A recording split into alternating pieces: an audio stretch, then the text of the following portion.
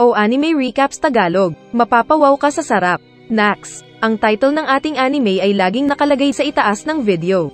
Love you guys, muwa-muwa, chup-chup, sige na, like mo na yan. Nagsimula ang series sa isang delivery rider na napamalaget dahil sa nakitang matambok na siopaw at walang damit na durian. Nagtaka ang babae kung bakit, pero nagulat siya nang makita ang sariling durian at mga melon sa salamin. Ang ating bida ay si Bonggi na isang taba at may glasses pa. At hindi siya gusto ng mga tao dahil sa kanyang pagiging baboy. At tulad ni Lookism, ang buhay niya ay kawawa at kinaiinisan ng mga chicks. Katulad ng mga customer sana nila sa cafe kung saan siya nagtatrabaho.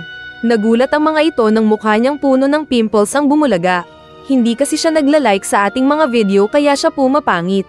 Kaya like mo na yan. Kaya nag-alisan ang mga ito na naiinis. Maging ang katrabaho ni Bonggi na Super Saiyan ang buhok ay walang respeto sa kanya. At lahat ng trabaho ay pinapagawa kay Bonggi. Pagdating ng boss na panot ay ipinakita nito ang mga muscles, at masayang nagkwento ng pagbubuhat nito sa gym. Binati naman siya ng mga tauhan. Kaso ay nagalit ito nang makitang kulang ang laman ng pera sa kaha dahil binawasan pala ito ng matulis ang buhok. Sa kanito sinabing si Bonggi ang may kasalanan. Magrereklamo sana si Bonggi pero hindi na nagsalita dahil ayaw niyang muling mabuli ng katrabaho sa loob ng CR. At natigil lang ang boss nang sinabi ng mga tao na mag-iingat sila sa susunod. Isang babaeng customer ang nagmamadali na pinakuha ang order na coke at burger kay Bonggi, na agad naman niyang kinuha. Kaso pagpasok niya sa room ng mga customers ay nabasa ang damit ng babae dahil malikot ito.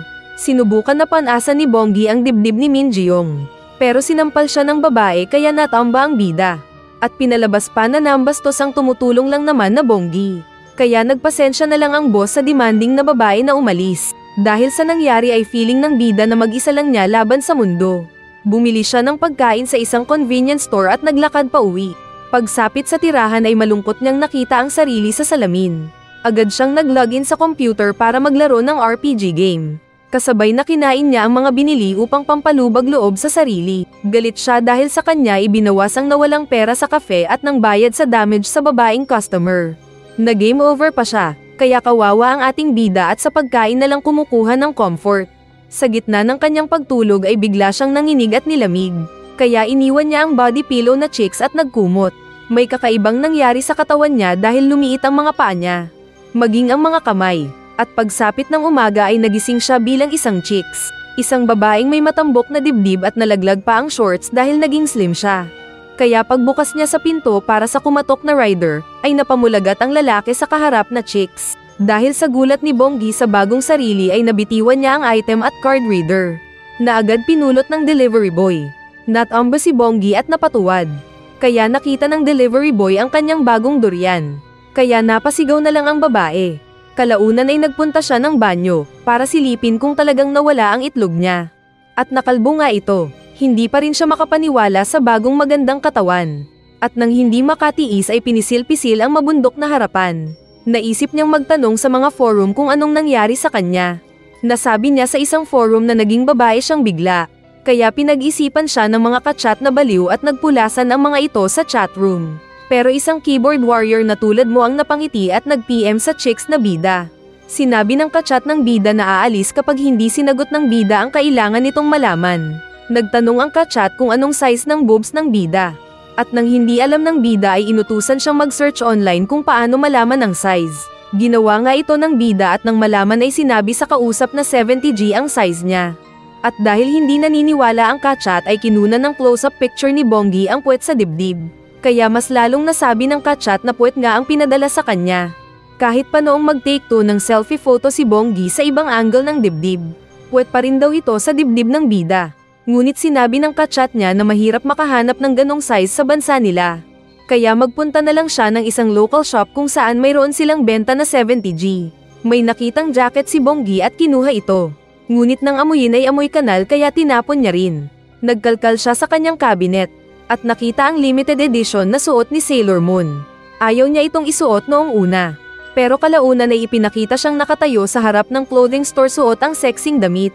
Kaya napawaw na lang ang mga dumaan na lalaki na nakita ang hubog ng kanyang hita. Pumasok siya sa store at nakitang maraming mga babae ang nagsha-shopping. Pagtingin niya ng presyo ng isang panty lang ay katumbas na ng isang cellphone. Nilapitan siya ng sales staff at nagtanong ng kailangan niya. Kaya sinabi ng bida na naghahanap siya ng bra na 70G pero hindi narinig ng staff na pinaulit. Kaya naisigaw ng bida na hinahanap niya ang bra para sa 70 with G cup size. At narinig ito ng maraming mga mamimili na napatingin sa bida. Kasama ng isang lalaki na may darling na nagselos at na-insecure dahil mas maliit ang kanyang dinadala. Sa dressing room ay nahihirapan ang bida sa pagsuot ng bra dahil sa laki ng melon na dala. At dahil sa tagal niya ay naiinis ang iba pang mga nakapila sa labas. Tinawag siya ng staff kaya binuksan niya ang kwarto. Pero nakita ng mga nasa labas ang laki ng asset niya. At nag-nosebleed pa ang isang lalaki sa nakita. Dahil dito ay napagtanto ng bida na babae na pala siya, at napatili na lang sa hiya. Habang naglalakad pa uwi dala ang binili, ay nakita niya ang picture na message ng kachat nitong si Sem. At sinabi pa ng kachat na naniniwala na siyang babae nga siya. Tumingin siya sa paligid baka sakaling makita ang kachat. Pero dalawang bully ang nakita niya na dala-dala ang isang mas bata. Naalala niya noong bata pa siya na biktima din siya ng bullying, at walang magawa ang kaibigan niya. Kaya sinundan niya ang mga bully at biktima nila sa isang pasilyo. Sinabi niyang natatakot na huwag nilang saktan ang mas mahina. Pero dahil babae ang tingin ng bully sa kanya ay tinulak siya sa pader. At sinabi pa ng bully na baka gusto ng bida na ma-entertain sila dahil sa costume niyang suot. Babagsak sana ang Troy ni Bonggi kung hindi lang sumigaw ang isang nakahod na nagtatawag ng pulis. At tinuturo ang bully na sinasaktan daw ang bida. Kaya nagpulasan ang mga natarantang mga bully at tumalon sa bakod. Nagpasalamat naman ang batang biktima na agad ding tumakbo. Pero wala talagang pulis at si Sem lang ang mag-isang lumapit kay Bonggi. Saka din ito nagpakilala na ang kachat ng bida. Kalaunan ay pinagdamit ni Sem ng sexing pang chicks ang bida. Kaya nanibago na naman si Bonggi. Kumain sila at matako pa rin si Bonggi kahit sexy na siyang babae. Saka napatawa si Sem dahil sa tunog lalaki na pangalan ng chicks na kaharap. Tinignan ni Sem ang boobs at na-frustrate siya dahil maliit ang papaya niya kumpara sa pag-aari ng kaharap. Sabay isang lalaki na malikot ang mata ang naroon na nag-react dahil sa maliit na future ni Sem. Dahil bagong babae, ay nakasakang si Bonggi na sinabihan ni Sem na umayos. At nagrekomenda din ng mga pangalan ng babae na nababagay sa ganda ng dating baboy. Sinabi ni Sem na mula ngayon ay magkaibigan na sila. At muli silang lalabas para mag-shopping sa mga susunod na araw. Paglabas nila ay hindi pa rin maiwasan ni Bonggi ang maging lalaki, dahil napatigil ito para pagmasdan ang Gundam display. Kaya hinila siya ni Sem na sinabing naging chicks na siya kaya dapat umasta siyang chicks. Pero muling tumigil si Bonggi na gumamit ng VR headset. Kaya hinila ulit siya ni Sem. Nawala ulit ito sa kamay niya dahil addict ito sa laruan na nakipag-unahan sa bata. Nilapitan siya ni Sem na biglang natigil. Dahil naamoy nito ang mabaho niyang amoy. Amoy kili-kili, at amoy pawis. At sinabi ng bida na isang beses lang siyang maligo sa loob ng isang linggo. Parang ikaw din na adik-adik sa ML. Dahil dito ay tinuruan siya ni Sem ng personal hygiene na parang isang nanay. Nag-shopping din sila ng maraming damit pang babae. Para hindi na daw tatayo ang damit niyang mag-isa na hindi nilalabhan at paulit-ulit na ginagamit. Kaso sa isip ni Bonggi ay feeling mauubos ang pera niya dahil sa pag-shopping ng maraming gamit. Nagpunta sila ng isang card reader at fortune teller. At sinabi nitong malas daw ang naging buhay ng bida dahil walang love life. Kaya nasabi ni Sem na nagpapalit ito ng sex organ at naging babae. Sinabi naman ng fortune teller kay Sem na iwan na nito ang sikat na BF dahil magiging malas din siya doon. Kaya nagalit si Sem na tumayo at sinabing scam artist ang fortune teller. Saka umalis. Aalis din sana ang bida, pero hinabol pa ng bruha na sinabing ibalik ang dating katawan kung ayaw niyang magkamalas-malas ang buhay niya. Saka din lumabas si Bonggi, pero wala na si Sem. Huwag kayong magpapahula para di kayo sabihan ng malas. Pinuntahan ni Sem ang lalaki nitong si Songmin at inimbita ng date. Pero sinabi ng lalaki na busy siya sa trabaho. Saka din agad na pumasok sa bahay na sinundan ng babae. Kaya yung aso na lang ang nilambing niya. Samantala sa bahay ni Bonggi ay nakabuyang-yang ang bida. Habang iniisip pa rin kung nasaan ang tunay niyang katawan. Nagulat siya nang may mag-doorbell. At mas naguluhan siya nang ito pala si Sem. Lalo na at nagkalat ang mga magazine niyang panglalaki. Kalaunan ay inilabas ni Sem ang baon na inumin dahil hindi rin nakainuman ang BF nito. Nasabi nitong madali lang hanapin ang bahay ni Bonggi dahil sa IP address nito. Kaya natakot ang bida. Nagtanong si Sem sa lalaki na perspective ni Bonggi kung anong tingin sa kanya bilang babae. Kaya sa isip ng bida na lalaki pa ring mataba, ay sinabing cute si Sem. Pero bilang isang nakababatang kapatid na babae, Kaya naiinis si Sem na mas lalong uminom ng alak dahil gusto sana niyang maging chick sa paningin ng mga lalaki. Hindi lang niya alam na nandyan ka na uhaw sa kahit anong babae. Mas uminom pa si Sem ng maraming alak dahil siguradong mayroon siyang balak. Saka din niya sinamantala ang pagkakataon na gawing unan at pagpunasan ang mga bagong unan ni Bonggi. Bigla itong tumayo dahil nakaramdam ng nais umihi. At mabilis na tinakbo ang inakala nitong banyo na kinaroroonan ng sekreto ng lalaki na Bonggi. Sinubukan siyang pigilan ng bida, pero huli na ang lahat dahil nakita na niya ang hindi niya dapat makita. Pagsapit ng gabi ay masarap ang tulog ni Sem, yakap ang chicks una ni Bonggi. Samantalang hindi makatulog ang bida na naiisip pa rin ang kamalasan na sinabi ng fortune teller. Nagising siya kinabukasan na hindi nakita si Sem. At naisip niyang umalis ito habang tulog siya. Sa kanya naamoy ang mabango na kwarto. Nagsaya din siya nang makita ang pagkain na niluto ng babae para sa kanya. At nakita rin ang mensahe ng kaibigang babae. Kaya masaya ang bida na kinain ang pagkain at inubos ang laman ng kaldero. May tumawag sa kanya na inakala niyang si Sem. Pero natakot nang ito pala ang boss na hinahanap si Bonggi. Sinagot niya ang tawag na kinagulat ng boss. Nagpalusot ang bida na kasintahan niya si Bonggi. Pero ayaw maniwala ng boss dahil pangit daw si Bonggi. Kaya nagdahilan ulit ang bida na pinsan niya si Bonggi. At gumawa ng kwento ang babaeng Bonggi na nabunggo ng truck si Bonggi at nakoma. Pero walang paki ang boss na sinabing kunin nito ang sahod at pinatay ang tawag. Kaya napilitan ng bida na puntahan ng boss kahit na nag-aalala siya. Sa cafe ay hindi makapaniwala ang boss at si Makong dahil maganda pala ang pinsan ni Bonggi. Kaya walang ano-ano na inutusan ng boss si Makong na magtimpla ng kape para sa bisita nilang chicks. Saka pa kunwari nagtanong ang boss kung ayos lang si Bonggi. Sabay titig sa puwet ng bida na tinatago ng t-shirt nito. Sinabi ng bida na inutusan daw siya para kunin ang sahod ni Bonggi. Kaya pa bida ang panot na sinabing mabait talaga siya sa mga empleyado at ibibigay ang buong sahod ni Bonggi. Maging si Makong ay nanginginig sa nerbiyos sa pagbibigay ng kape sa may matambok na future. At nabitiwan pa nito ang kape na muntik kinadisgrasya ni Bonggi. Nagpunta ng CR si Bonggi. At pag-alis niya ay pinagalitan ng boss si Makong. Sa CR ay pinunasan ni Bonggi ang nalagyan ng kape na pantalon. Saka narinig ang boses ni Makong na nagtatanong kung ayos lang siya. Napatingin siya sa salamin at nakita ang magandang katawan. Naisip niyang siya si Arum na chick sa oras na iyon. Ito yung binigay na pangalan sa kanya ni Sem na mas bagay daw niya. Kaya pala mabait ang mga dating bully sa kanya. At inisip niyang samantalahin ang pagkakataon na maghigante kay Makong. Samantala sa labas ay nag-imagine si Makong na magiging up pa sa paningin ng babae. At masaya pa ito nang tinawag ni Arum sa loob ng CR. Nagpatulong kunwari ang bida na kunin ang hairpin na nahulog sa inidoro. Na nagpa-cute pa at sinabing mahalaga kasi ito sa kanya. Kaya para maging upa ay pinilit itong kunin ni Makong kahit na naaasiwa siya. Pero pagtalikod niya ay wala na si Arum na iniwan siya sa ere. Ibinigay na ng boss ang sahod ni Bonggi. At inaya ang babae na magtrabaho sa cafe na iyon. Pero bago pa makasagot ang bida ay tinawagan siya ni Sem. At ayos lang sa kunwari mga mabait na mga makagago ang pakikipag-usap ng babae sa cellphone. Inaya siya ni Sem na magtrabaho sa isang store. Na agad namang tinanggap ng bida. At pagkatapos ng tawag ay muling nagtanong ang boss kung gusto ba ni Arum na magtrabaho sa cafe niya. Ngunit biglang tumingin ng masama ang babae at sumigaw na solohin nila ang pangit na trabahong iyon. Saka sinabing nababawasan ang laman ng kahon kahit hindi naman nagnanakaw si Bonggi noon. At kunwari nagtanong kung sino kaya ang bumabawas dito. Kaya napagtanto ng slow na boss na si Makong pala ang magnanakaw. Saka din lumabas ang bida na feeling ay ngayon lang nailabas ang matagal ng saloobin noong baboy pa siya. Sa isang ospital ay pinuntahan ni Sang-woo ang kwarto kung saan natutulog si Song-min.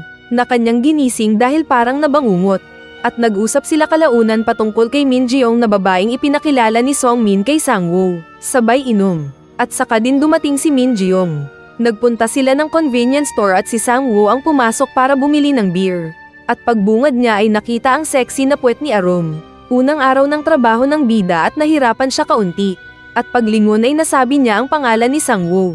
Saka naalala ang nangyari noon sa cafe na kasama ni Sang-woo ang bastos na Min Jeong. Dinaanan siya ni Sang-woo at napatingin ang bida sa salamin na galit sa isipan. Nang nagbayad ang lalaki ay hindi direktang iniabot ni Arum ang barya ng doktor. Kaya nagtaka ito sa isip kung bakit may attitude ang sales lady. Saka siya bumalik sa sasakyan kung saan naroon ang lasing na Min Jeong. Pero nag-iisip pa rin kung paano siya kilala ng sales lady. Naalala ng bida ang nakaraan noong biktima pa siya ng bully. At isa si Sang-woo sa may mahalagang papel sa kanyang buhay. Galit na galit ang bida dahil nagagawa pang magpakasaya ni Sang-woo pagkatapos ng ginawa nito sa kanya noon. Samantalang bago matulog si Sang-woo ay nagtataka pa rin kung paano siya nakilala ng sales lady sa store. Sa bahay ay nanginginig pa rin sa galit si Bonggi na inaalala ang nakalipas nilang masama ni Sang-woo. Ipinakita noong bata pa ang bida. At mapayat pa siya na parang mahinang solo level lang pa lang. Nagkaroon sila ng racing sa racetrack kasama ng ilang athlete. At siya ang pinakamabilis na nanalo. Kaya masaya ang coach nilang malaking tao. At nagsabing kapag patuloy niya itong magawa ay pwede siyang maging class S sa pagtakbo. Lumabas si Sang-woo na nabuburyong sa araw na iyon. At nakita si Bonggi na nakahiga sa track and field. Sa isip ng bida ay mabagal pa rin siya at nais pa niyang bumilis. Kaya patuloy siyang nag-practice. Sa kabilang banda ay pinapalo ng coach ang natalo ni Bonggi sa racing nila. Dahil naglalasing pala ito kaya naging mahina ang performance sa racing. Pero naiinis ito sa bida dahil kinukumpara siya ng coach kay Bonggi. Dahil sa pagkainggit ay binuli nila si Bonggi sa locker room. Na hindi makalaban dahil mas maliit. Kung ano-ano ang ginagawang dahilan ng mga bully para lang mabigyan ng dahilan para suntukin si Bonggi. Sabay kwelyo sa mas maliit na estudyante. Natigil sila saglit nang dumating si Sang-woo na nakita ang kanilang ginagawa. Pero may inayos lang sa locker at saka dinaalis sana.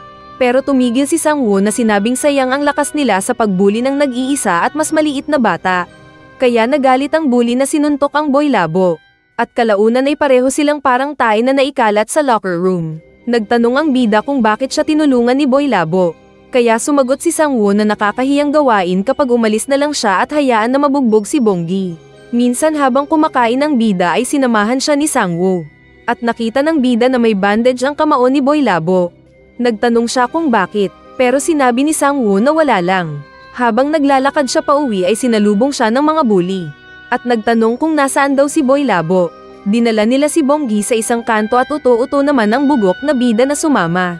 Nakita niyang may pasa ang mukha ng bully. At naalala ang na-bandage na kamay ni Sang-woo kaya alam na niya ang nangyari. Sinapak siya ng bully na nagtatanong kung nasaan si Sang-woo. Pero hindi alam ng bida at hindi daw niya sasabihin. Kaya mas lalo siyang sinuntok sa tiyan. Saka din siya pinagsisipa sa lupa ng tatlong bully na mahina lang ang alam labanan. Napadaan si Sang-woo na nakita ang nangyayari. Pero imbes na tumulong ay tumakbo ito palayo. Naging kawawa ang bida na hinampes sa kanyang paa. Pero natakot ang mga bully na tumakbo nang makitang nasira ang mga paa niya. Dahil sa nangyari ay napilay si Bonggi at nawala ang career nitong pagtakbo. Naging mataba na rin siya. Samantalang patuloy sa pagganda ng buhay si Sang-woo. Kaya galit na galit ang bida kay Sang-woo dahil iniwan siya ng nag-iisang kaibigan na kinasira ng buhay niya. Papasok na sana si Arum sa trabaho nang may batang umiiyak dahil nawawala ang nanay. Kaya kinausap niya muna. Samantalang nasa loob si Sang-woo na bibili sana. At nakita si Arum sa labas. Para tumila sa pag-iyak ang bata ay pinapangit ni Arum ang mukha. At natigil naman sa pag-iyak ang bata hanggang dumating ang nanay. At nasaksihan ito ni Sang-woo na masaya sa nakitang chicks. Habang umiinom sila ni Sem sa kwarto ng bida, ay napansin ni Sem na may problema ang bida. Kaya nagtanong ito kung anong mayroon. Kaya naikwento ng bida ang nakalipas nitong isa sana siyang rising star ng marathon. Pero dahil sa mga bully na inggit ang alam na hindi naman nagsisipag tumakbo. Katulad ng kapitbahay mong binabantayan ng pag-asenso mo at iniinggitan pero hindi naman sila masipag, ay sinira ng mga inggit ang paa ni Bonggi. Kaya hindi na siya pwedeng makatakbo pa. Kaya nainis ang nakinig na Sem. Sinabi din ni Arum ang pagpapabaya ng nag-iisang tinuring niyang kaibigan na iniwan siya sa oras ng pangangailangan. At nakita niya ang traidor na kaibigan sa convenience store. At naiinis siya sa sarili dahil kahit galit ay walang magawa. Kaya hinila siya ni Sem para makita ang katawan sa salamin at maging confident. Pagsapit ng gabi habang nag-iisip siya kung bakit siya naging babae, ay bigla siyang niyakap ni Sem. At nilaro pa nito ang siopaw niya. Kaya napaupo ang bida na muntik daw mahulog sa pagkalibog at bumigay na sana. Pinagmasdan niya ang sarili sa salamin at iniisip na naging pangit ang buhay niya, samantalang successful si Sang-woo. At gusto niyang sirain din ang buhay ng doktor. Pero muli niyang naisip na siya si Arum na isang magandang chicks. Lumabas ang pangit na Bonggi sa boobs niya. At nagka-idea siyang gamitin ang magandang katawan para mamanipulate ang babero na katulad ni Sang-woo. Ngunit nang makita ulit si Sang-woo sa trabaho ay nagpanik siya at ginawa ang trabaho na casual. Saka lumabas ulit ang masamang Bonggi na inisip na makipag-flirt siya. Nagtanong siya kalaunan kay Sem kung paano makontrol ang mga lalaki bilang isang chicks. Kaya sinabi ni Sem na siya ang expert. Sabay research online kung anong dapat nilang gawin. At nakita nilang dapat ay magaling silang magpag-anda gamit ang makeup. Nagproblema ang bida dahil kailangan pa niyang bumili ng pangpalitada ng mukha. Pero sinabi ni Sem na nasa kanya na ang kailangan ng bida. At inaplayan nga niya ng makeup si Arum na naging makapal ang mukha. Kaya kinabukasan ng bumili si Sangwoo ay natakot siya sa itsura ng bida. Dahil naging para itong manikang semplang ang palitada. Kaya naiyak siya pag-uwi habang sinasabi ang nangyari kay Sem. Nag-search ulit sila online kung paano gumanda. At may tutorial kung paano magpa-cute. At tunog na ipit na pusa. Na kanilang ginaya at pilit pre-practice magdamag. At kinabukasan pagbalik ulit ni Sangwoo para bumili ay nagulat na naman siya dahil mukhang pusa na naman si Arum na pilit nagpapakyut. At hindi pa makuha ang pera dahil sa gamit na gloves. Kaya si Sangwoo na lang ang nag-abot ng pera sa kamay niya saka din umalis. Sinabi niya ulit ang bad news kay Sem. Kaya sinabi ni Sem na gamitin nila ang last resort. Ito ang paggamit ng sexy appeal na paborito ni Junjun. Nag-search ulit sila online at nakakita ng mga model. Pero walang type kaya kinuha na lang ng bida ang mga manika nitong Barbie. Kinabukasan pagpasok ulit ni Sangwoo sa store, ay nagulat siya nang makita ang cashier na masyadong sexy at parang 50 pesos ang dating. Kaya nagpunta na lang siya ng gilid para pumili ng bibilhin. At busted ulit ang bida. May mga dumating na mas bata at nakita ang itsura ni Arum. Kaya lumapit ang isang kamukha ni Hoban na blondie. At sinabing sumama si Arum sa kanya. Nabastusan daw ang bida na tinatago ang dibdib. Pero hinawakan ng mukhang blondie na Hoban ang kamay niya dahil gusto na nitong mag-change oil. Pero nakialam na si Sangwoo na sinabing girlfriend niya si Arum. Kaya naalala ng bida ang pagtulong noon ni Sangwoo sa kanya. Nahihiya na nagpasalamat ang bida. Saka umalis si Sangwoo na sinabing huwag magdadamit ng ganon si Arum. At naisip ng baboy bonggi na bagsak ang plano niya. Subalit sa labas ay nag-iisip si Sangwoo na wala daw siyang punchline na pang chicks. Naalala niya ang binili pero umalis na lang siya. Nang muling dumaan ang lalaki sa store ay nakita niya ang mas maganda na itsura ni Arum. At naalala niya ang dating kaibigan na batang bonggi na masipag. Pag-uwi ni Sangwoo ay binati siya ni Sem na kasama sa bahay. Kumakain ito ng ramen at nasabing mukhang masaya si Sangwoo sa araw na iyon. Pero diretso na ang lalaki sa paghiga. At naalala nito ang nakakatawa na pagpapakyut ni Arum sa kanya. Saka siya natulog, na agad namang sinilip ni Sem. Samantala sa kwarto ni Bonggi ay alam niyang bagsak ang plano kay Sangwoo. Pero cute daw si Sem sa pag-acting nito. Nakatulog ang bida sa pag-iisip. At napanaginipan niyang tumatakbo siya ng mabilis sa ilalim ng ulan nang madulas siya. At may hawak siyang isang pendant na cross, hanggang maabutan siya ng isang lalaki. Isa daw siyang nurse sa isang hospital at may katrabaho siyang doktor. Nalungkot siya nang hindi siya pinansin ng doktor. Pero biglang naging masaya nang tinawag ng doktor na magkita sila sa apartment niya bukas. At sa apartment ay nakita niya ang litrato ng batang doktor. Saka kinuha ang pendant na inakalang regalo ng doktor sa kanya.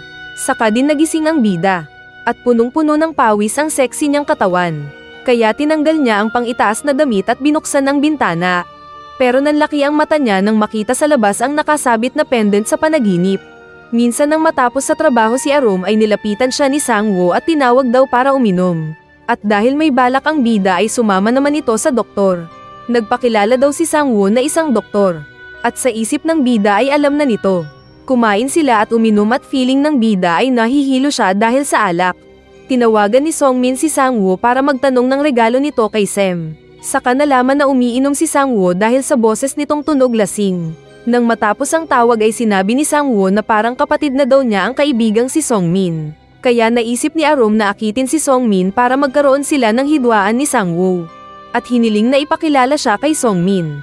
Napansin ni Sangwoo na hindi malakas sa pag-inom ang babae. Kaya siya na lang ang uminom ng beer nito. Pero gusto ni Bonggi ng beer kaya nag-order pa siya ng marami. At nang malasing na ito ay nagtanong kung maliban kay Songmin ay mayroon pa bang ibang kaibigan ang doktor.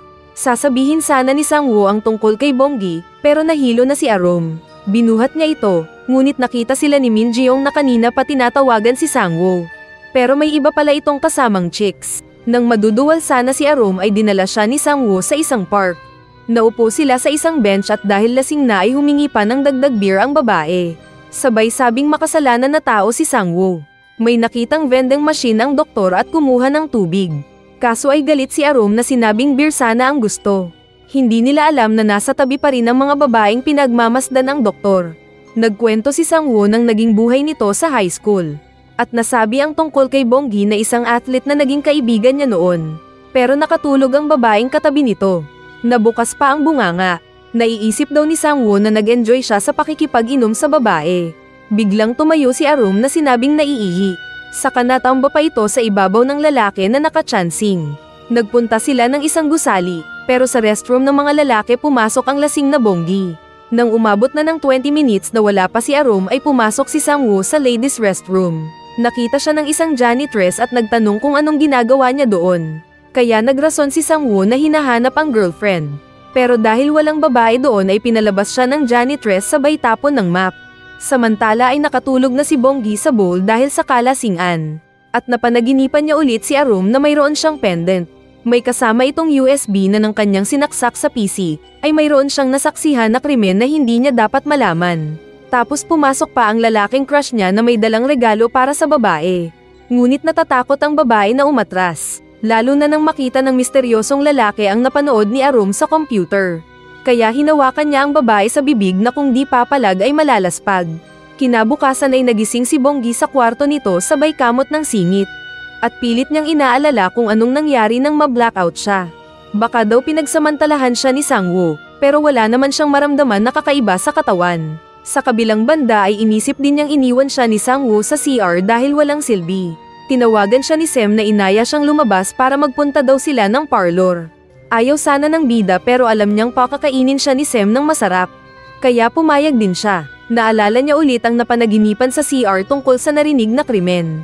Kaya kinuha niya ang USB sa pendant at isinaksak nga sa PC, at muling narinig ang krimen na katulad ng narinig nito sa panaginip. Isang lalaki ang sinabing papatayin ng isang deputy director at palalabasin itong suicide.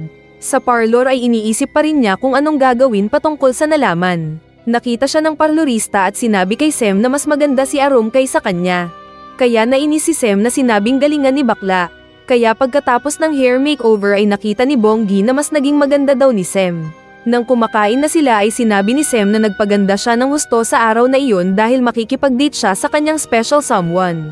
Kaya nainggit si Bonggi. Sa hospital naman ay nilapitan ni Min Ji-young si Sang-woo at nagtanong kung mas gusto ba nito ang kasamang babae kahapon. At sumagot ang doktor na walang pakialam si Min Ji-young.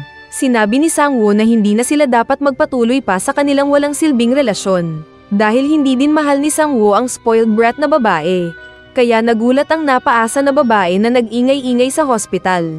Sa resto ay sinabi ni Semi na dati silang mayaman.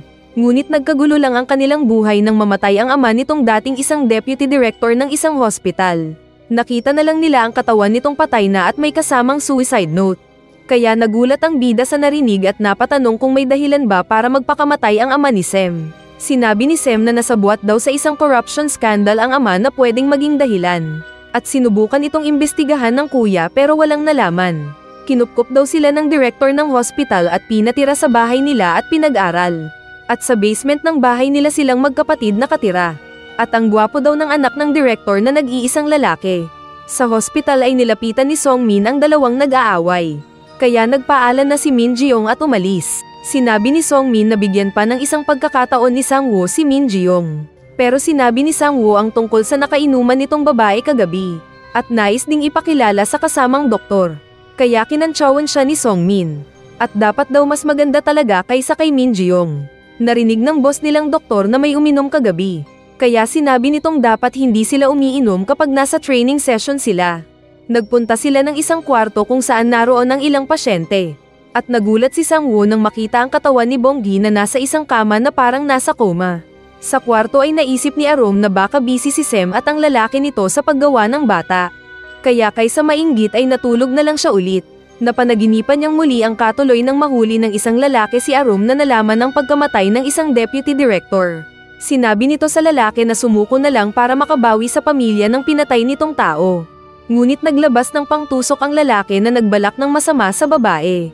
Kaya sekretong kinuha ng babae ang isang bote at hinampas ang ulo ng lalaki. Saka ito tumakbo. Sa kalsada ay mabilis ang pagtakbo ni Arum sa ilalim ng ulan. Pero nadulas siya kaya naabutan ng lalaki. At nahuli siya ng kamukha ni Song Min. Nagising ang bida at nagulat dahil katabi na niya sa pagtulog si Sem. Muling pinakinggan ni Bonggi ang nasa USB at napagtanto niyang ang gamit niyang katawan ay pag-aari ng nurse na si Jimin. At totoong murder ang nasaksihan. Kaso ay natigil siya sa pag-iisip ng mag-text si Sangwoo na iniimbita siya ng dinner. Kaya alam niyang na-in-love si Sangwoo sa katawan niya. Pagdating ng araw ng date nila ay nakita ni Songmin na nag-aayos si Sangwoo. Kaya alam nitong makikipagkita ang kaibigan sa chicks nito. Pero inimbita siya ni Sangwoo para ipakilala din kay Arum. Sa grocery ay pinuntahan ni Min Ji-young si Arum para mabuli. Nakita niyang mas maganda ang bida sa kanya, kaya sinadya niyang ikalat ang mga paninda doon. Pinulot pa rin ito ng bida na inayos at sinabing mamili lang si Min Ji-young. Pumulot ng beer si Min Ji-young at sa counter ay sinadyang ipabukas kay Arum ang inken. Ginawa naman ito ng bida kaya nabasa ang kanyang damit ng beer. Tumawa si Min Ji-young na sinabing warning ito para kay Arum na huwag na itong makipag-date kay Sangwoo. Pero biglang pumasok si Sangwoo na nakita ang ginawa ni Min Ji-young. Kaya hinila niya si Min Ji-young palabas at sinabi hang ganun pala ang ugali ng babae. Kaya sinapak siya ng bag saka umalis ang talunan na Min Ji-young. Pero binigyan siya ni Arum ng pamunas sa dugo sa labi. At naalala niya noong tinulungan niya noon si Sangwoo. Sa isip ni Bonggi ay dapat sana siyang maghigante kay Sangwoo pero hindi daw niya magawa. Saka niyakap pa ang kamay ng lalaki na excited sa date nila sa gabing iyon. Dumating si Songmin na lumabas ng mag-ara nitong sasakyan. Pero nang makita siya ni Arum ay natakot ito dahil kamukha niya yung nasa panaginip niyang killer. Maging si Songmin ay nagulat nang makita si Arum. Saka pa daw nawalan ng malay ang babae na natamba sa lupa. Dinala siya sa hospital at nang paggising ay nakita sina Sangwoo at Songmin. Pag-alis ni Sangwoo para tumawag ng nurse ay kita niya ang galit sa mukha ni Songmin. Tinawagan siya ni Sem at nagulat nang marinig na nasa hospital ang bida. Kaya mabilis itong nagpunta at nagulat nang makitang naroon sina Sangwoo at Songmin. At doon nila nalaman na magkapatid pala si Sem at Sangwoo, at magkaibigan sina Sem at Arum. Masaya si Sem na sinabing ang liit ng mundo. Samantalang busy si Songmin na naalala ang nakalipas noong pinagmamasdan niya noon si Jimin. Mabait na nurse si Jimin na may pagmamahal sa mga pasyente. At nang malungkot ang babae dahil sa pagkamatay ng pasyente niya ay binigyan siya ng juice ng doktor.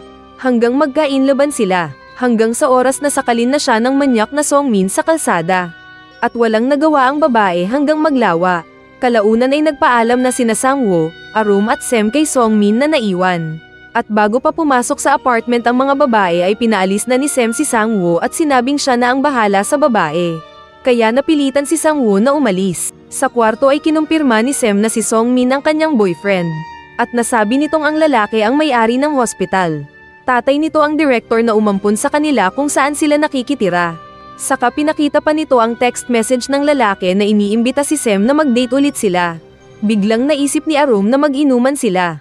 Pero sa isip ay nais niyang malaman pa ang tungkol sa nangyari sa tatay ni Sem. Ngunit dahil concerned daw si Sem sa kanya ay hindi ito pumayag dahil kailangan pa niyang magpagaling. Sa kabilang dako ay hindi naman mapakali si Sangwoo sa kaka-imagine kay Arum. Hindi lang niya alam na maraming beses nang pinaltos na ito ng manyak niyang friend. Nagkwento si Sem tungkol sa nangyari sa pamilya. Nang araw na may nangyaring masama sa tatay nila ay na-late daw si Sangwoo na dumating. Kaya si Songmin ang naging kasama niya nang sumama kay Sem para dalhin sa emergency ang ama. Na-late daw si Sangwoo dahil sa kaibigan nitong marathon athlete noong nasa 8th grade sila. Dahil dito ay napagtanto ni Bonggi na siya ang tinutukoy ni Sem. Bigla niyang nakita ang pangyayari na sinuntok pala ni Sangwoo noon ang bully na kasama nilang athlete. At sinabi nito sa bully na huling pagkakataon na nitong mabubuli ang bida. Ngunit nagtawag ng kasama ang bully at hinahanap si Sangwoo. Pero nagkataon na si Bonggi ang nakita nila. Kaya siya ang pinagdiskitahan ng mga bully na mag-aaral. Nagmamadali noon si Sangwoo dahil tinawagan siya ni Sem para sa ama. At nakita nito sa daan na binubugbog nila si Bonggi. Ngunit hindi na tumulong dahil walang oras. Kaya sinabi na lang nito sa coach ni Bonggi saka umalis. Papunta din sana noon ang coach ni Bonggi para tulungan siya. Ngunit tinawagan itong bigla ng principal na may ipinagawa. Kaya nangyari na napilay si Bonggi at naging mataba. Dahil sa nalaman ay napagtanto ni Bonggi na hindi talaga siya iniwan ni Sangwoo. Kundi ay may sarili din itong naging problema ng araw na iyon. Sa kanya nakita ang tulog na Sem na naiyak sabay tawag sa ama. Kaya naalala ng bida ang tungkol kay Songmin at agad siyang nagpunta ng PC at muling hinalungkat ang laman ng USB. Nakita niya si Sem na kasama ang ama. At naalala niya ang sabi ni Sem na mayaman sila dati noong buhay pa ang ama.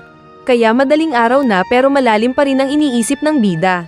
Napagtanto niya ang lahat at binalak na sabihin kina Sem at Sang-woo kung sino ang killer ng kanilang ama. At gigising daw siya ng maaga bukas para dito. Ngunit hapon na nang magising si Arum at wala na doon si Sem. Nakita niya ang niluto ni Sem at may kasamang sulat. At ang kinabahala niya ay nang mabasa na hiniram daw ni Sem ang necklace niyang nakalagay sa mesa. At nang hanapin nga ito ng bida ay wala doon ang necklace. Kaya mabilis niyang kinuha ang cellphone para sana tawagan si Sem. Kaso ay walang sumasagot. Kasabay ng oras na iyon na magkasama sa isang kafe sina Songmin at Sem na suot ang pendant. Kaya maluwang ang ngiti ni Songmin. Nakita ni Sem ang pagtawag sa kanya ni Arum pero kinancel niya ito dahil kausap si Songmin. Sinabi ni Songmin na imbes na manood sila ng sine ay manunood na lang sila ng fireworks show. Kaya masaya naman si Sem na tinignan ang 2 tiket. Patuloy ang pagtawag ni Arum na sinubukan din ang number ni Sang-woo. Pero hindi ito sumasagot. Hindi din siya pinapansin ni Sem na nasa kotse na ni Songmin. Patungo sana sila sa fireworks pero biglang lumiko si Songmin na sinabi kay Sem na dadaan sila sa ibang kalsada na hindi traffic jam. Sa kanya binigyan ng inumin ang babae na eksaktong nauuhaw daw. Pero pagdating nila sa isang hospital, ay binuhat ni Songmin ang walang malay na babae palabas ng sasakyan. Saka din ito itinali at inilagay sa isang sopa. Kaya napapatanong si Sem nang magising at nakita si Songmin na nakaupo sa tabi niya. Nagtanong si Songmin kung bakit suot ni Sem ang kwintas na iyon. Na ipinaliwanag ni Sem na gamit ng kaibigan niya. Kinalkal ni Songmin ang bag ng babae at nakita ang cellphone. Sinubukan nito ang birthday ni Sem sa password pero hindi gumana. Kaya ang birthday niya ang inilagay at nabuksan ang cellphone. Dahil alam niyang laglag panty si Sem sa kanya. Nakita niya ang text ni Arum na hinahanap si Sem. At nireplyan niya ito na magpunta ng ospital na kinaroroonan nila. Nabasa ito ni Arum na nagtanong kung kasama ba ni Sem si Songmin. Pero hindi na siya nireplyan. Nagtanong si Sem kung bakit ito ginagawa sa kanya ni Songmin. Kaya ipinagtapat ni Songmin ang totoo na naging sakit ng ulo niya ang tatay ni Sem. Kahit na maganda daw ang pinapakita niya sa 2 anak nito. Iniuwi daw ni Sang-woo ang isang babae na hindi natapos noon ni Songmin. Naalala ni Sem ang magandang ginawa ni Songmin sa kanila noong burol ng ama nila. Ito ang nag-offer ng scholarship sa kanila at nagpatira sa kanilang tahanan. At sinabi pa nitong hindi daw magagawa ng tatay ng 2 na magpakamatay at posibleng may foul play. Kaya nagtataka si Sem kung ito ba ang kilala niyang Songmin. Dahil walang reply si Sem ay napagtanto ni Arum na may nangyayaring hindi maganda. Kaya agad siyang sumakay ng taxi para puntahan si Sem. Pero hindi niya alam na sinusundan din siya ni Min Hyung na agad ding sumakay ng taxi. Pagdating ni Arum sa hospital ay nabasa niya ang reply ni Sem na kasama daw niya si Songmin. At tinawag siyang magpunta sa Old Ward. Nakita ito ng bida at agad na tumakbo patungo sa gusali kung saan naghihintay si Songmin. Sinalubong siya nito na kunwari sinabing inutusan siya ni Sem para sunduin si Arum. Nagtanong ang bida kung bakit naman nagpunta si Sem doon na kasama pa niya. Kaya nagrason na lang si Songmin na nagpunta sila sa dating opisina ng tatay ni Sem. Saka din nagpasunod sa babae papasok ng madilim na gusali. Sa gilid ay patuloy pa rin nakasunod si Min Jeong. Agad nitong tinawagan si Sang-woo na hindi pa rin sumasagot. Pero nag-iwan ng message na kasama ni Arum si Songmin sa isang madilim na gusali. Sa loob ay tinuro ni Songmin ang kwarto kung nasaan si Sem. Pero pagtalikod ng bida ay sinaktan niya ang ulo ng babae na natamba. Nakita sila ni Sem na nag-aalala para sa kanila ni Arum. At sinabi pa ng manyak na pakikamusta daw siya sa patay ng tatay ni Sem. Tinalian silang 2 ni Songmin at tumayo sa gitna. Saka sinabi ang totoo kay Sem na hindi nagpakamatay ang deputy director nitong tatay. Nakwento ni Songmin na natigil daw ang pagpapatayo ng ward na iyon dahil may nahukay silang historic site. At dahil dito ay hindi na nila kinailangan pang bayaran ang kontrata nila sa construction company. Habang kumukuha ng lethal injection ay sinabi pa ng lalaki na may nag-alok sa kanila na patayin ang isang mayaman nilang pasyente. Pero dapat ay magmukhang aksidente. Si Songmin ang tagapagmana ng hospital at nais niya itong makuha kahit anong mangyari. Kaya ginawa niya ang pagpatay sa pasyente kapalit na hindi na sila masisingil ng construction company.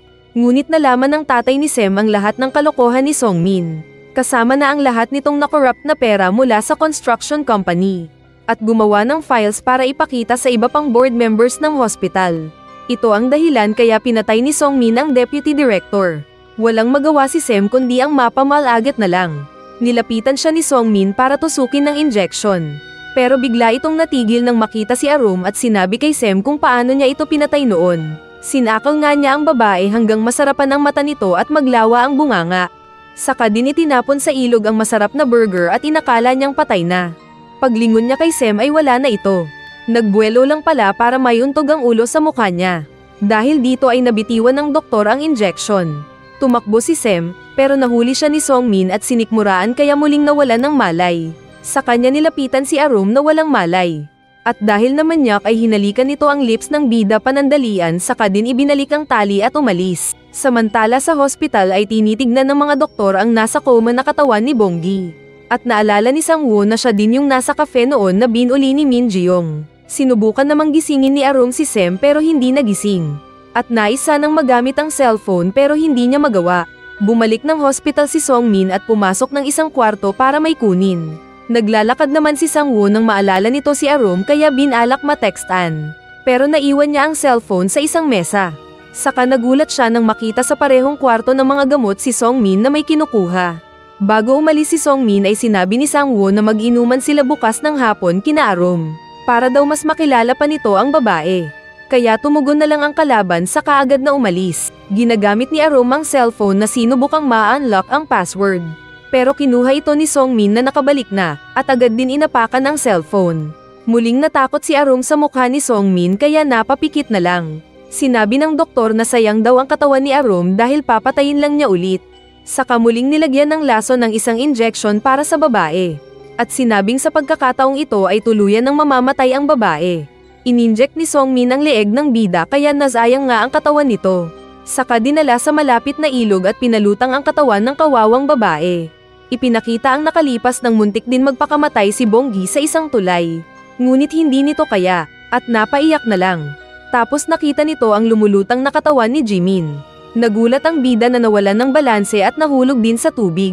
Sa kanya naalala ang kanyang buhay mula noong estudyante hanggang tumanda. Hindi siya sumuko na muling lumangoy at dinala ang katawan ni Jimin sa isang tabi.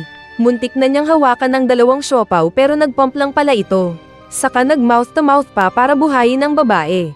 At isang kakaibang pangyayari ang naganap nang tumibok pareho ang kanilang mga puso at mag-ilaw ang kanilang mga katawan. Sa hospital ay sinabi ng boss doktor kay Songmin na cancel ang rest day nito bukas. Kailangan silang naroon kasama si Songmin dahil may gagawin silang major operation. Naiinis si Sang-woo na pumasok ng opisina nito. At nang makita ang cellphone ay agad na tinawagan si Arum, pero walang sumagot. Nakita rin niya ang iniwang tawag ni Min Ji-young na may kasamang ibang doktor si Arum at pumasok sila sa madilim na old ward ng hospital. Samantala ay nagising naman si Sem at nakita ang nasira na cellphone. Wala na rin ang katawan ni Arum at nakita nito ang walang laman na injection. Kaya naisip niyang baka tinusok ni Songmin ang kaibigan. Nagawa niyang mabuksan ang cellphone at masagot ang tawag ni Sang-woo. Inakala pa ni Sang-woo na prank lang nang sinabi ni Sem na kinidnap silang dalawa ni Arum ng nababaliw na Songmin. Pero nag-alala din si Sang-woo nang napasigaw si Sem sa kabilang linya. Pero pinutol na ni Songmin ang tawag. Sinabi nito kay Sem na oras na para siya naman ang kausapin ang namatay na ama. Saka nagpatugtog pa ng orchestra music at sinabayang lagyan ng lason ng isang injection. Nagmamakaawa naman si Sem para sa buhay, pero desidido na si Songmin para sa gagawin. At tinurukan nga nito ng lason ang leeg ng kawawang Sem na hindi na nakagalaw pa. Samantala ay nagising pareho sina Jimin at Bonggi. At mabilis na tinanggal ni Bonggi ang mga tali sa katawan at tumakbo palabas. Nabanggo niya ang mataba din na nurse. Pero agad din siyang tumayo para magpunta ng rumaragasan na ilog. Nagsisigaw siya para kay Jimin pero syempre hindi siya marinig sa ilalim ng tubig. Kaya nagpunta na lang siya ng dating ward na may dinala na tubo para pamalo. Nagpunta siya ng second floor at nakita ang deputy director's office. Saka din bigla ang binuksan ang pinto. Sa tulay sa labas ay naglalakad naman ang nakapayong na Sang-woo habang hinahanap si Sem. At pagtingin niya sa ilalim ng tulay ay naroon ang lumulutang na katawan ni Jimin na hindi daw tinangay ng tubig. Nasaksihan naman ni Bonggi si Songmin na binuhat si Sem para sana itapon. Kaya napatanong si Songmin kung sino si Taba, sabay baba kay Sem. Sinabi ni Bonggi na alam niyang murderer si Songmin. Lumapit ang doktor na binalak mapalo ni Taba. Ngunit umilag ang doktor dahil slow motion ang pagpalo ni Taba na feeling daw ay naging mahina. At madali lang siyang sinabunutan ni Songmin at sinampal. Pero sinabi pa rin ng bida na alam din niyang pumatay ng mga tao si Songmin para lang maangkin ang hospital. At sinabi ang tungkol sa nakalagay sa flash drive. Inilabas ng doktor ang pendant na may USB saka din sinira sa harap ni Bonggi gamit ang tubo. Sinabi ni Bonggi na magre-report sa polis. Pero pinagsasapak lang siya ni Songmin na tumatawa. At sinuntok ang matabang bida na napakahina. Kinwelyuhan ni Songmin si Bonggi at sinabing mamamatay ito. Ngunit sinabi ni Bonggi na ito ang matitigok. Naalala ng bida na noong chicks pa siya ay nagpunta pala siya sa police station at nag-report. Ibinigay nito ang box na kinaroroonan ng mga manika nito at sinabing ebidensya ng krimen. Nagtaka si Songmin sa narinig pero nawalan na ng malay si Taba. Dinala ni Songmin ang mga katawan patungo sa bridge. Tinanggal nito ang takip na tela. At hinalikan pa si Sem ng panghuli nitong manyak na kiss. Samantala ay narinig naman ng mga pulis ang recordings ng usapan noon ni na Songmin at ng namatay na tatay ni na Sem at Sangwoo. Kaya nag-utos ang boss sa mga pulis na kumilos na sila agad. Sa tulay ay hinila na lang ni Songmin si Bonggi dahil mabigat ito. Saka din pilit na binubuhat para ihulog sa ilog. Kaso ay nagising ang bida na pumalag at nasipa ang napa-actress na Songmin. Humihingi ng tulong si Taba na sumigaw, pero pinipilit pa rin siyang maihulog ng doktor. Sinisipa nito ang kamay ni Bonggi para mahulog. Gumamit pa ito ng pangpitpit na tubo pero nakakapit pa rin si Bonggi. Biglang lumabas si Sangwoo sa tabi na buhat-buhat ang katawan ni Jimin. Kaya nagulat ng husto si Songmin na napatanong pa kung bakit daw nangyayari sa kanya ang problema na iyon. Ang kupal talaga nito. Nagtanong si Sangwoo kung anong ginagawa ni Songmin. Pero wala na sa sarili si Songmin na hindi makapaniwala dahil muling bumalik si Jimin. At tingin pa niya dito ay parang naging multo na tumatawa kaya natakot siyang napa-actress. Sinamantala ito ni Bonggi na nakaakyat na sa tabi at hinila si Songmin. Walang nagawa si Songmin ng may bitin, pero hinawakan siya ni Bonggi para hindi mahulog. Ayaw ni Bonggi na mamamatay si Songmin at takasan ang kasalanan nito. Ngunit biglang nakita ni Songmin ang multo ni Jimin na lumalapit sa kanya. At natatakot ang lalaki sa magandang mukha ng multo na humahawak sa kanya. Kunwari pa siya dati niyang paborito ito sa kama. Hindi rin nagtagal at nabitawan ni Bonggi si Songmin kaya ito nahulog sa ilog. Ngunit hindi tumigil si Bonggi dahil tumalon siya sa tubig at saksi si Sangwoo sa ginawa ng bida. Sa ilalim ng ilog ay nalulunod na si Songmin. Pero nakita niya ang multo ni Jimin na lumalapit sa kanya. Kaya mas kinatakot ito ng lalaki na nawalan ng malay at napatirik ang mata sa sarap. Pero ito pala si Bonggi na binugahan ng tubig ang lungs ng doktor. Saka din hinila pa itaas para hindi mamatay. Saktong sa oras na iyon ay dumating ang mga pulis at ambulansya. Dinala nila agad ang mga pasyente. At hinuli at nilagyan ng posas ang hindi na nakapalag na Songmin. Pangisi-ngisi pa itong nakatingin sa bida habang pumapasok ng sasakyan ng pulis. Naiwan lang ang dalawa at sinabi ni Sangwoo na sinubukan niyang hanapin noon si Bonggi.